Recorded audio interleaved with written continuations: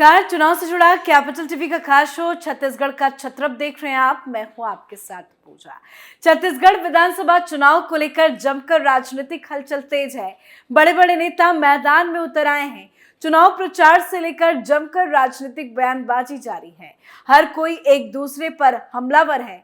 तो आखिर क्या चल रहा है छत्तीसगढ़ में, क्या है चुनावी हाल? छत्तीसगढ़ से जुड़ी हर बड़ी अपडेट बताएंगे आपको, पर उससे पहले एक नजर आज की हेडलाइंस पर। राहुल गांधी का 2 दिवसीय छत्तीसगढ़ दौरा 28 और 29 अक्टूबर को करेंगे चुनावी प्रचार। अलग अलग जिलों में जनसभा को करेंगे संबोधित। प्रियंका गांधी वाड्रा भी आएंगी छत्तीसगढ़। चुनाव प्रचार के दौरान अकबर संबंधित टिप्पणियों के लिए चुनाव आयोग ने हेमंत विश्व शर्मा को भेजा नोटिस। 30 अक्टूबर तक मांगा जवाब। कांग्रेस ने की कार्रवाई की मांग।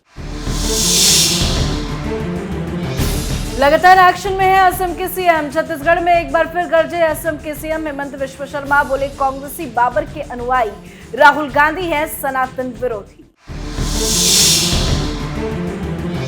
कांग्रेस में बगावत तेज। टिकट कटने से नाराज कई विधायक। किसी ने छोड़ी पार्टी तो 2 विधायक उतरे निर्दलीय मैदान में। आज खबरों की शुरुआत में सबसे पहले बात छत्तीसगढ़ के रण में उतरे राहुल गांधी की। कांग्रेस के तमाम बड़े बड़े नेता चुनावी मैदान में हैं। अलग अलग जगहों पर चुनाव अभियान जारी है और अब बारी मैदान में आने की राहुल गांधी की है। राहुल गांधी आज और कल यानी 28 और 29 अक्टूबर को छत्तीसगढ़ के चुनावी प्रचार में रहेंगे। इस दौरान वो फरसगांव, भानु प्रतापपुर में जनसभा को संबोधित करेंगे। खबरों की माने तो राहुल गांधी इन सभाओं से चुनाव के लिए नई घोषणाएं भी कर सकते हैं। राहुल गांधी 29 अक्टूबर को कवर्धा में भी एक रैली को संबोधित करेंगे और उम्मीद है राहुल गांधी अपने संबोधन में बीजेपी पर जमकर हमलावर होंगे, क्योंकि आजकल राहुल गांधी जहां जहां जाते हैं वही अडानी, वही जातीय जनगणना, इसी तरह के मुद्दों को उठा रहे हैं। तो लाजमी है कि राहुल गांधी अपने छत्तीसगढ़ के चुनावी प्रचार के दौरान ठीक अपने पुराने अंदाज में बीजेपी और आरएसएस पर हमलावर होंगे। तो वहीं राहुल गांधी के आगमन से पहले मुख्यमंत्री भूपेश बघेल ने बड़ा बयान देते हुए कहा कि राहुल गांधी के आगमन के दौरान वो 5वीं घोषणा करेंगे। मतलब राहुल गांधी के छत्तीसगढ़ दौरे को कांग्रेस पार्टी महान बनाने में जुटी है। तो वही खबर है कि प्रियंका गांधी वाड्रा भी एक बार फिर से छत्तीसगढ़ का दौरा करेंगी। दरअसल बिलासपुर जिले के सभी 6 विधानसभा क्षेत्र के कांग्रेस प्रत्याशी भी 30 अक्टूबर को नामांकन पत्र जमा करेंगे। इसके पहले रैली निकाली जाएगी। प्रियंका गांधी वाड्रा और सीएम भूपेश इसमें शामिल होंगे। तो चुनाव की तारीख पास आते ही राहुल गांधी और प्रियंका काफी ज्यादा एक्टिव नजर आ रहे हैं। चलिए अब बढ़ते हैं आगे और बात करते हैं अगली खबर की। छत्तीसगढ़ में चुनावी प्रचार अभियान अपने जोरों पर है। एक पार्टी के नेता दूसरी पार्टी के नेताओं पर जमकर हमला बोल रहे हैं। इस बीच चुनाव आयोग ने चुनाव प्रचार के दौरान पिछले सप्ताह राज्य के मुस्लिम मंत्री मोहम्मद अकबर को निशाना बनाकर की गई टिप्पणियों के लिए असम के मुख्यमंत्री और भारतीय जनता पार्टी के नेता हेमंता विश्व शर्मा को कारण बताओ नोटिस जारी किया है। चुनाव आयोग ने हेमंता विश्व शर्मा को नोटिस के जवाब के लिए 30 अक्टूबर को शाम 5 बजे तक का समय दिया है। बता दें कि हेमंत विश्व शर्मा ने 18 अक्टूबर को छत्तीसगढ़ के कवर्धा में अपने भाषण के दौरान अकबर पर निशाना साधते हुए कहा था, यदि अकबर को नहीं हटाया गया तो माता कौशल्या की भूमि अपवित्र हो जाएगी।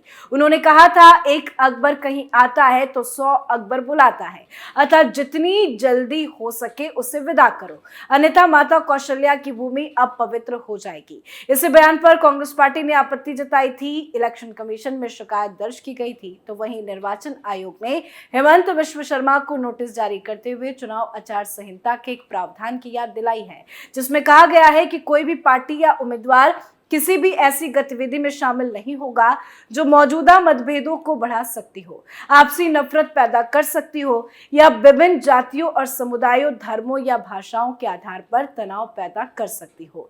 चुनाव आयोग के नोटिस पर कांग्रेस ने उम्मीद जताई कि आयोग इस मामले को तार्किक अंजाम तक ले जाएगा।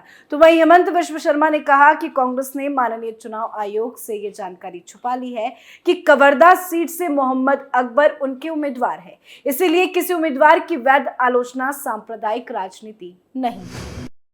अगली खबर में भी बात हेमंत विश्व शर्मा की, जो लगातार कांग्रेस पार्टी पर हमलावर है, चुन चुनकर बयानबाजी कर रहे हैं, ऐसे ऐसे बयान दे रहे हैं जिससे कांग्रेस पार्टी हमलावर है।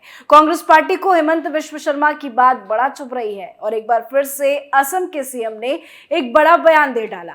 असम के मुख्यमंत्री हेमंत विश्व शर्मा ने कांग्रेस नेता राहुल गांधी पर कटाक्ष करते हुए कहा कि वो चुनाव के समय ही मंदिर जाते हैं, जबकि हम तो हमेशा मंदिर जाते हैं। उन्होंने कहा कि कांग्रेसी बाबर के अनुयायी है, राहुल गांधी और मुख्यमंत्री भूपेश बघेल सनातन विरोधी हैं जो इसे नुकसान पहुंचा रहे हैं।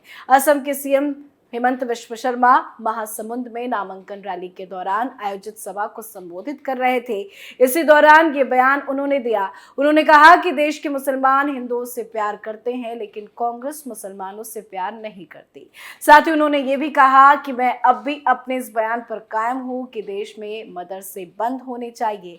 मैं किसी का विरोधी नहीं, मैं स्पष्ट करना चाहता हूं कि मदरसों के बजाय वहां पर इंजीनियरिंग और मेडिकल कॉलेज की स्थापना हो, जहां मुसलमानों के बच्चे भी समान शिक्षा के साथ ही इंजीनियरिंग और मेडिकल की पढ़ाई कर सके। तो कुल मिलाकर असम के मुख्यमंत्री अपने बयानों की वजह से छत्तीसगढ़ चुनाव में चर्चा का विषय बने हुए हैं। बयान ऐसे हैं जिसे सुनकर बघेल भी परेशान हो गए हैं और अब तो खुद सीएम बघेल मीडिया के सामने आकर असम के सीएम के बयानों का पलटवार कर रहे हैं। भूपेश बघेल ने मीडिया में सामने आकर कहा कि हेमंता विश्व शर्मा को यह बताना चाहिए कि पत्नी को जमीन खरीदने के लिए 10 करोड़ कैसे मिले। तो हर नेता एक दूसरे पर वार पलटवार करता नजर आ रहा है। अब बात करते हैं टिकट बंटवारे से कांग्रेस पार्टी में मचे घमासान की। छत्तीसगढ़ में कांग्रेस ने अपने 71 में से 22 सिटिंग एमएलए का टिकट काट दिया है। इसके साथ ही पार्टी ने 2018 में चुनाव हारे ज्यादातर प्रत्याशियों को भी टिकट नहीं दिया।